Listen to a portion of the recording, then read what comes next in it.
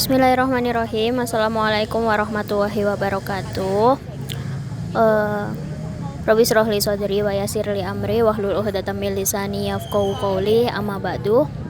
Uh, Firstly, let's thank to Allah Subhanahu wa Ta'ala who has been giving us blessing and mercies so we can attend and gather in this meeting without any troubles and obstacles.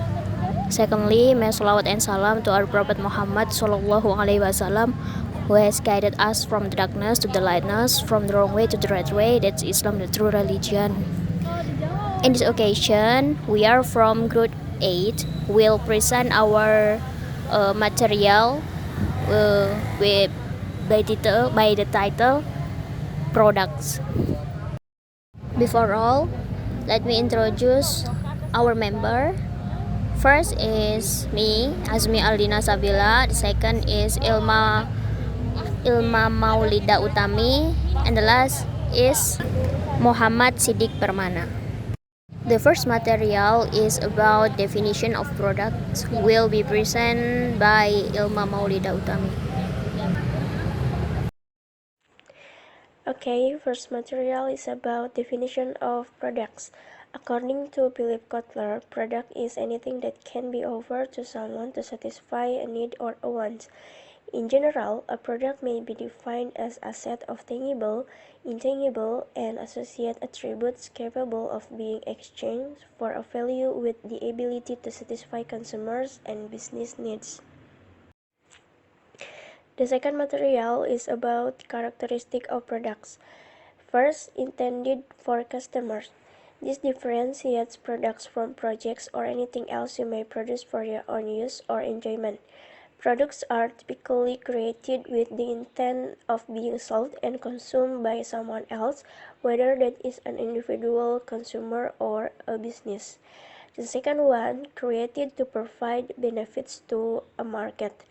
This is identifying a market need and meeting it can be challenging, but at a base level, a product should provide some sort of advantage to users. And the last, exchange for value. The most typical value exchange is money. This is have meaning that products have a price and can be bought and sold. In some cases, products will be offered in exchange for feedback, exposure, a trade, or other forms of value. The next material is about types of products. The first is consumer products. Consumer products or business-to-consumer products are sold to end users and intended for personal use. The consumer product category is commonly broken down further by purchasing behavior, as different characteristics can influence the way customers buy products. And the second one is business products. Business products or business-to-business products help other companies create their own products or operate their business. Business products can also be referred to as horizontal market products, present in multiple industries and supporting a wide range of business needs. And business products have examples include raw materials, equipment, supplies, business services, and also software.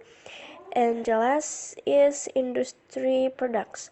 Industry products or vertical market products serve a broad business sectors such as energy, healthcare, financial services, or information technology, rather than cater to a large variety of use cases. Industry products are tailored to meet the needs of a specific industry.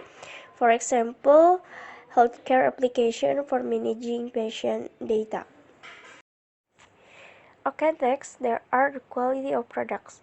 Product quality refers to how well a product satisfies customer needs, serves its purpose, and meets industry standards. When evaluating product quality, business considers several key factors, including whether a product solves a problem, works efficiently, or suits customer purposes. Thank you, Ilma. Okay, the next material is about the characteristic of quality products will be delivered by me. So, The characteristic of quality product is the first one is quality of design. Maksud dari quality of design di sini itu yaitu bahwa kita harus memperhatikan kualitas desain dari produk yang kita buat, karena hal itu juga mempengaruhi minat dari para pelanggan. And the second one is quality of conformance. Quality of conformance atau mutu kesesuaian ini adalah suatu ukuran mengenai bagaimana suatu produk memenuhi berbagai persyaratan atau spesifikasi. Jadi jika suatu produk memenuhi semua spesifikasi rancangan, produk tersebut cocok untuk digunakan. The next is product policy. Product policy is part of the marketing mix, which is focused on the analysis, planning, implementation, and control of activities related to the product, which is a marketing tool. Product policy also concerns defining the type, volume, and timing of products that a company offers for sale. Product policies are general rules established by management itself when making product decisions. Jadi maksudnya produk polisi atau kebijakan produk ini merupakan salah satu unsur dari bauran pemasaran, sehingga perusahaan harus mampu menyediakan produk yang tepat bagi konsumen agar dapat memuaskan konsumen serta dapat meningkatkan penjualan perusahaan. A good product policy is the foundation on which the right products are processed and sold successfully. A part of product policy, companies deal with decision about individual products. And the next is decision making focus on product policy tools, such as the first one is production program and range. Nah, maksudnya di sini yaitu keseluruhan struktur produk yang diproduksi dan ditawarkan oleh perusahaan. The second is quality atau kualitas suatu produk yang dijanjikan kepada konsumen, yang bisa membuat konsumen itu merasa puas dengan produk tersebut. Nah, kualitas produk ini dapat mencakup functionality, durability, safety, reliability, accuracy, and so on. The next is design. Nah, desain produknya yang dibuat ini harus menarik gitu, agar dapat memikat hati para konsumen agar mereka membeli produk yang kita tawarkan. Next is brand atau identity of our product. Jadi ketika kita membuat produk, kita harus menentukan brandnya. Kita harus membuat namanya atau titel atau logo agar orang-orang itu tahu produk kita ini apa. Next is packaging atau pengemasan. Nah, selain produk yang kita tawarkan itu menarik, pengemasannya juga harus menarik dan tentunya aman. Jika pengemasan yang kita buat itu sudah aman apalagi menarik, maka pelanggan atau konsumen akan merasa percaya bahwa produk kita ini bisa dimiliki mereka dan mereka bisa jadi langganan di kita gitu. And the last is business and technical service. Di business and technical service ini adanya di sebelum, saat, dan setelah pembayaran. Nah, mereka ini termasuk dalam consulting, application, and installation service as well as technical service. Okay, the last material is about new product development. New product development is a method with a series of processes used to turn ideas into new products that can be marketed and able to meet customer needs. The product referred to above can be in the form of services, goods, software, or hardware. Jadi new product development ini metode pengembangan produk baru dengan serangkaian proses yang digunakan untuk dapat mengubah ide menjadi produk baru yang dapat dipasarkan serta mampu memenuhi kebutuhan pelanggan. Nah, produk-produk yang dimaksud itu dapat berupa layanan atau jasa, barang, software, ataupun hardware.